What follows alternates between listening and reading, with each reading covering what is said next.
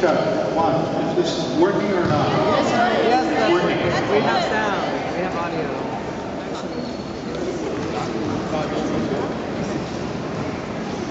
Well, good evening.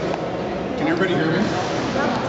Good evening. My name is Bob's son, and I was asked by Sid to come here tonight to talk about. I'm a fourth generation Canadian Chinese descent, and what I'm doing now is that I have a company which is called A Walk Around Chinatown, and that's a WOK. And this is a culinary and cultural walking tour of Vancouver's Chinatown. One of the reasons why I initiated this company is that one of the things about myself is that I'm like I said, I'm fourth generation, and with my culture, and let's say with my parents' culture, the mainframe of our generation is that we had to assimilate as much as possible. And because of the circumstances leading around to the beginning of the 20th century, because the Chinese came in as, I shouldn't say indentured, but subservient labor to build the railroads. So the Chinese were looked down upon a great deal. So the mainframe for my generation was to assimilate as much as we could. Now, English is my first language, and I come to a point in my life, like I'm 59 now, and I come to a point in my life where it's time to celebrate my heritage and culture, because there's a lot of rich components about my culture and where my family's come from. And part of my calling is food. My family has been in the food business for close to 90 years, and we've had everything around my family, all the traditions, all the customs have been around food. In the Chinese, instead of saying, "Hi, how are you?" in Cantonese they would say, "Ni mo se fan ma," have you eaten rice? In other words, it's a part of the process where, how is your well-being? And this is what culture means to me about food, about the well-being of being well-fed, and also because well-fed means good health. And anything pertaining to Chinese culinary traits means to the positive attributes in life: health, wealth, and happiness. So one of the things that you should remember about the Chinese culture, there's three different philosophies that the Chinese culture is based upon. The first philosophy is Taoist philosophy, and that's T-A-O, but it's spelled D-A-O. And that is the balance of life. Everybody, when you go to who has not been to a Chinese restaurant? You live in Vancouver, who has not? Who would admit to it that they haven't been? Nobody. Every time you go to a Chinese restaurant, when it comes to Taoist philosophy, you're having a simple little dish like sweet and sour. That means opposites. Sweet and sour, hot and cold, black and white. Okay? Yin and yang. So that's an easy association to remember about. The second philosophy would have to be a Confucius philosophy, and that is the discipline of one's life. It could be our respective careers, it could be our routine, okay, structure.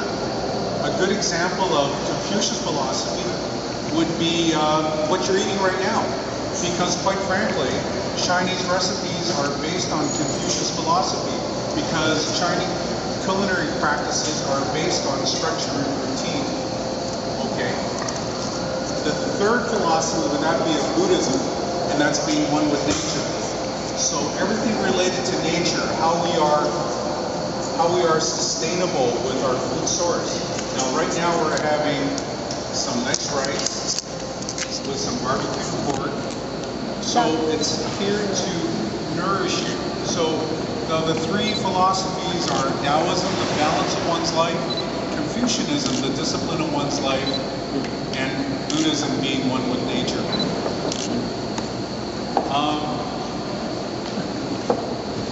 My calling card is food, and the only way to know other people is to sit down like we're doing right now and to break bread. And that's why when Sid came to me to ask me if I wanted to be doing this, to take a look at different cultures. I can just look at this U formation. I see a whole bunch of cultures. I see, well, as well as the Chinese, I see Dutch. I see American, or whatever that is. Okay. And that's, you know, the Americans, well, I mean, North Americans are a melting pot. I see Spanish. Any other cultures? Croatian. Croatian? Pardon me? First Nations? Mexican. Yeah. Okay. Colombian. Canadian. That's another interpretation in itself, just like the Americans. And the only way that we can do it is just to break bread with each other. Okay. Wow. Sid asked me to come and talk. Sid was talking about the barbecued meat incidents. Now, this is a good example of what happened in British Columbia. During the late 60s and the early 70s, most of the barbecued meats, they were cooked, but they were hanging out in the windows inside the store. Coastal Health, or the Metropolitan Health Board at the time, deemed that unhygienic. Now, all these years, for thousands and thousands of years, the meats have been barbecued in China, and they've been hanging out on the different street markets. So, once again, we had some interference from the health board about what the safety and the hygiene of the meat. Well, as far as I'm concerned, 1.8 million people can't be wrong. Nothing happened to them as far as I was concerned. Yes? Forbid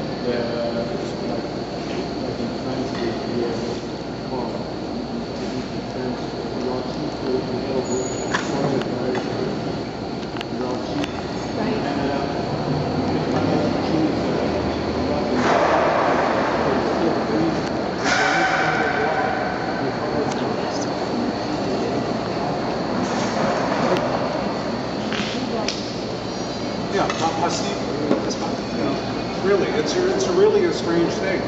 But at the time, circumstances was that even around that time, we had a lot of controversy because at the time, the city of Vancouver, they wanted to demolish Chinatown and build a freeway. Okay, does anybody remember that? A big controversy around that? Yeah?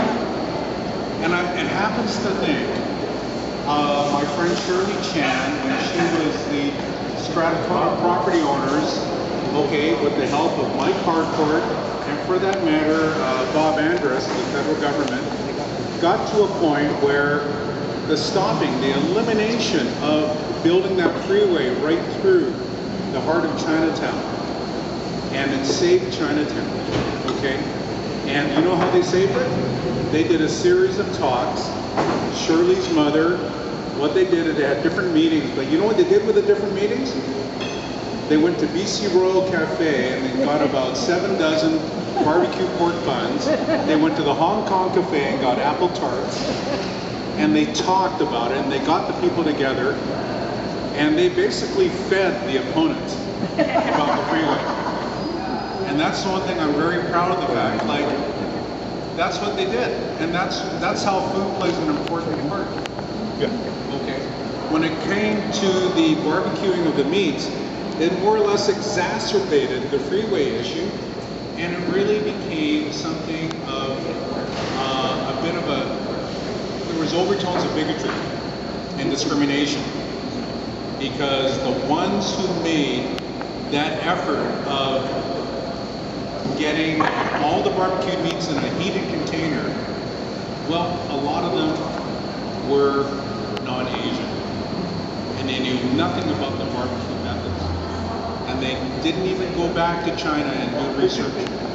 Because I've been to China many times in the open air markets.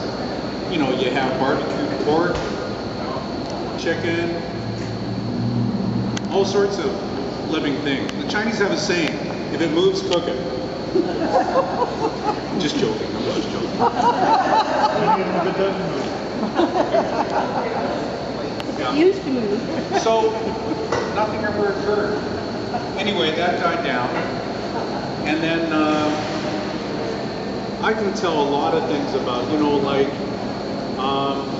in my day when I was a young kid, I remember a lot of, they had some great restaurants in Chinatown. They had the WK Gardens. Does anybody remember the WK Gardens? Okay. It was right on 127 East Pender Street, and it was a beautiful restaurant. It was one of the best restaurants in the Pacific Northwest. And the great thing, they had a dance floor, and the dance floor was just like the Commodore ballroom dance floor. They had tires underneath and horsehair, and so it was one of the best. It was one of the best dance floors, and they had the likes of Tommy Dorsey and Count Basie playing. Yes, sir.